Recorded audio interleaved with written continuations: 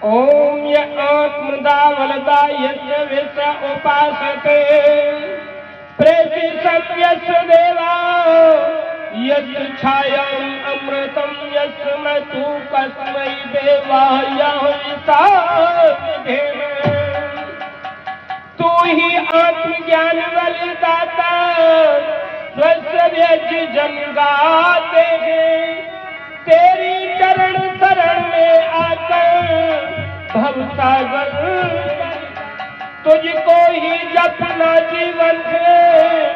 मरण तुझे विश्राने में मेरी सारी शक्ति लगे प्रभु तुमसे लगन लगाने में। प्रभु तुमसे लगन लगाने में। सारे जहां के मालिक तेरा ही आसरा है। राजी है हम उसी में जिसमें तेरी रजा है। सारे जहां के मालिक तेरा ही आसरा है।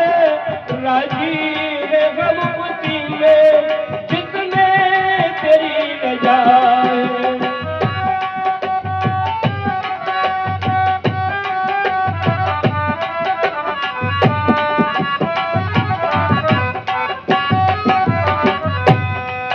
रोकर कटे या हंस कर कटती है जिंदगानी। तू गम दे या खुशी दे सब तेरी मेहरबानी। रोकर कटे या हंस कर कटती है जिंदगानी। तू गम दे या खुशी दे सब तेरी मेहरबानी। तेरी रजा समझ कर तेरी रजा समझ कर सब गम भुला दिया है। राजी है हम उसी में जिसमें तेरी रजा है।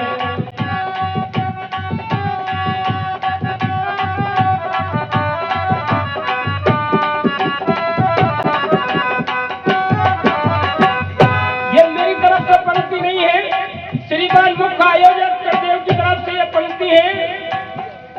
हम क्या बताएं तुझको सब कुछ तुम्हें खबर है। हर हाल में हमारी तेरी तरफ नजर है। हम क्या बताएं तुझको सब कुछ तुम्हें खबर है। हर हाल में हमारी तेरी तरफ नजर है। किस्मत है वो हमारी किस्मत है वो हमारी जो तेरा फैसला है। राजी है हम उसी में जिसमें तेरी रजा है। सारे जहां के मालिक तेरा ही आसरा है। राजी है हम उसी में जिसमें तेरी रजा है। सारे जहां के मालिक तेरा ही आसरा है। राजी है हम उसी में जिसमें तेरी रजा है। यदि बात अच्छी लगी है तो जोर से एक बार ताली बजा दो। देखो तुमने अभी तक आज भी अपनी प्रशंसा करता हुआ नहीं सुना होगा। मैं अपनी प्रशंसा करा रहा हूँ आपसे। क्षमा करना ये इसलिए कि आप थोड़ा सतर्क हो जाए सावधान हो जाए क्योंकि आलस मायूसी में आप बैठे हैं। सज्जनों तीन प्रकार से सेवा दी जाती है। तन से मन से धन से। यदि आपके पास इस कार्यक्रम में लगाने के लिए तन नहीं है तो आप मन से यहाँ के आयोजक कार्यकर्ताओं का मनोबल बढ़ा सकते हैं। यदि आपके पास मन भी नहीं है तो धन तो प्रत्येक व्यक्ति के पास होता है। आप धन से इस कार्यक्रम में सहयोग कर सकते हैं। गरीब अपाहज लाचार उस व्यक्ति को माना जाता है न जिसके पास तन होता है, न जिसके पास मन होता है और न जिसके पास धन होता है।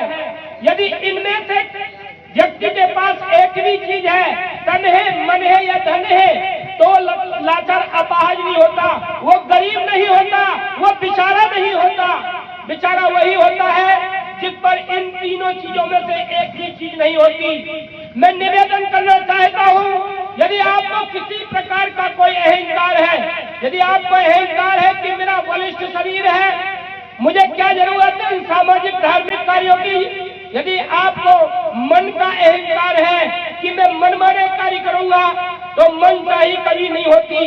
कहते हैं मनचाही होती नहीं और प्रभु चाही तत्काल, और जाना चाहते थे आकाश को जा पड़े पाताल।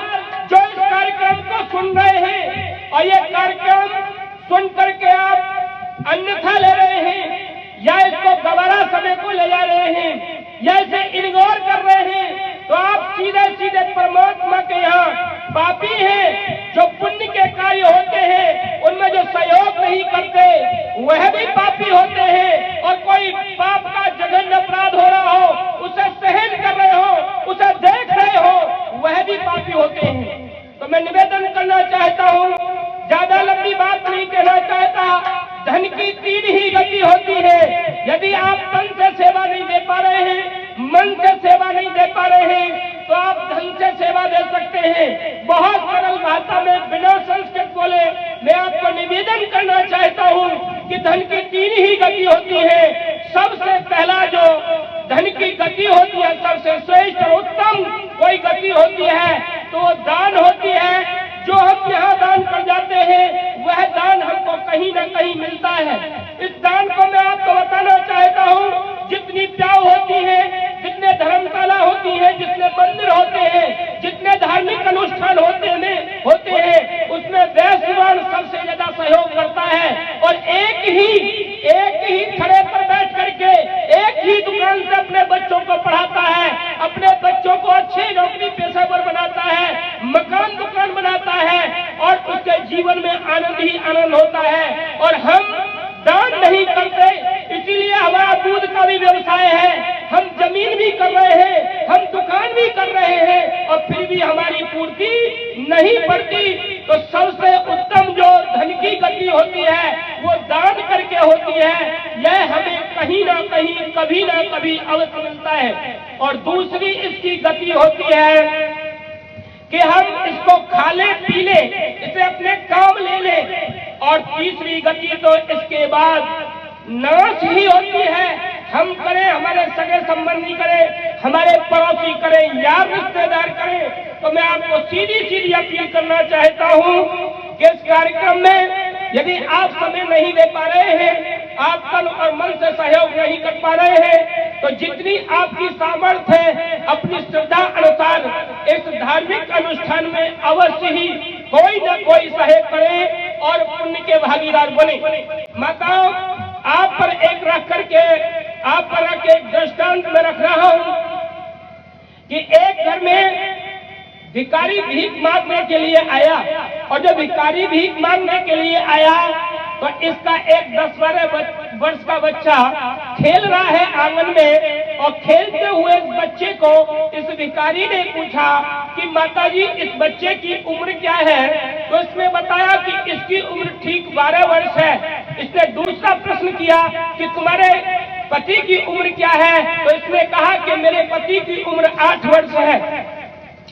और जब तीसरा इसने प्रश्न किया कि तुम्हारे सास ससुर की उम्र क्या है? तो इसने बताया कि इनकी उम्र 6-6 वर्ष है। अच्छा, नया खा रहे पुराना खा रहे?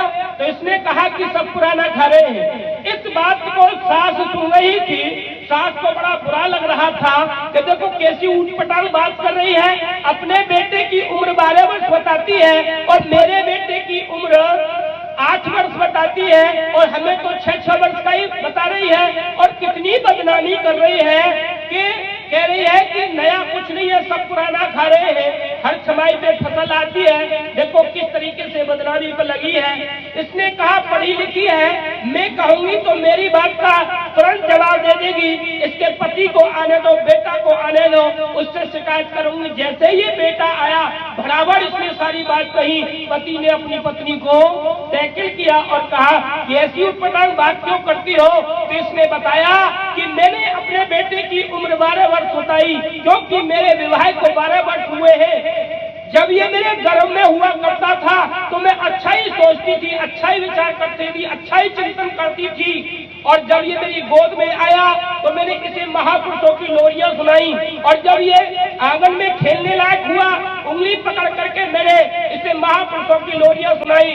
और जब ये पढ़ने के लायक हो गया तो जैसे कि धनंजय आचार्य हैं, मैंने ऐसे आचार्य के गुरुकुल में इसका एडमिशन प्रवेश कराया। इसका मैंने बिल्कुल भी समय गवारा नहीं जाने दिया है, इसीलिए इसका 12 वर्ष ही उम्र है। और तुम्हारी 8 वर्ष होने का मतलब है कि तुमने मेरी विवाह से 4 वर्ष बाद माननी शुरू की है बात, इसीलिए तुम्हारी उम्र जो बाकी गई वो बेकार चली गई, अखाड़ चली गई। आपकी उम्र 8 वर्ष है और सास ससुर की 6-6 वर्ष उम्र होने का मतलब है कि उन्होंने आपसे भी 2 वर्ष बाद मेरी बात सही माननी शुरू की है। अब भी गड़बड़ कर जाते हैं। और नए पुराने का मतलब यह है कि इस घर में पहले कोई अनुष्ठान धार्मिक कार्यक्रम हुआ होते होंगे, सत्संग हुआ होते होंगे, हवन होते होंगे, लेकिन अभी कोई धार्मिक अनुष्ठान नहीं होता, कोई पुण्य का कार्य नहीं होता, कोई पूजन का संस्कार है जिसकी वजह से हम खा रहे हैं। तो ये दृष्टांत जो है हमको ये सीख देता है कि जो धार्मिक अनुष्ठानों में हमारा समय होता है, धार्मिक अनुष्ठानों में हमारा धन होता है, धार्मिक अनुष्ठानों में हमारा धन होता है, वही सार्थक होता है, वही परमात्मा की लाल किताब में लिखा जाता है, वही समय श्रेष्ठ उत्तम होता है। उसी समय को परमात्मा की गणना में लिखा जाता है। जो अखाड़ बेकार ही जाता है, बेकार की योनियों में हमको जन्म मिलता है। इसलिए आपको 2 पंक्तियों के माध्यम से निवेदन करना चाहता हूँ। नेकी के कर्म कमा जा रे दुनिया से जाने वाले, दुनिया से जाने वाले, दुनिया से जाने वाले, नेकी के कर्म कमा जा रे दुनिया से जाने वाले, नेकी के कर्म कमा जा रे दुनिया से जाने वाले।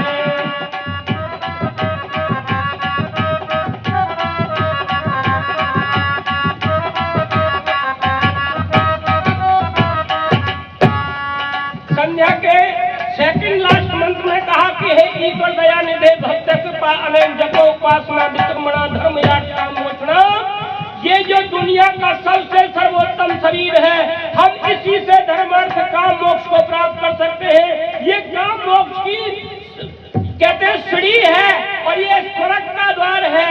इस शरीर को बताया और वैज्ञानिक दृष्टि से इसको एक दुनिया की अद्भुत मशीन बताया और कहा ये तन पे दातरवर है, नेकी एक क्षीरसागर है। यह तन पे दातरवर है, नेकी एक क्षीरसागर है। इस घरवर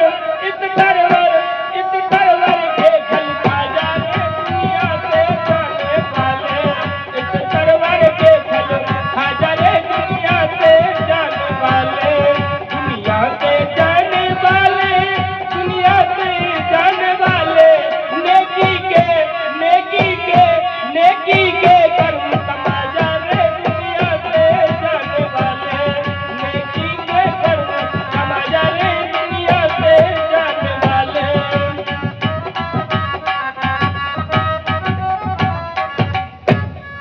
जग सेवा है दुख देवा, कर दीन दुखी की सेवा।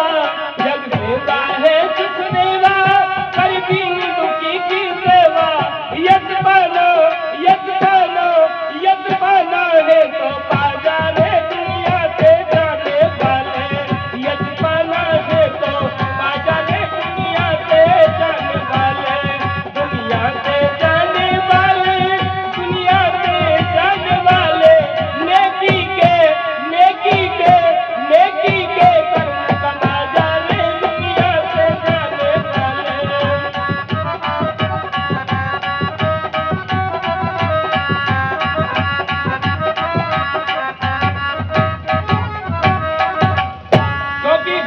सबको लखत है दीन लखे न कोय, और जो दीनन को लखत है दीन बंद सम होए।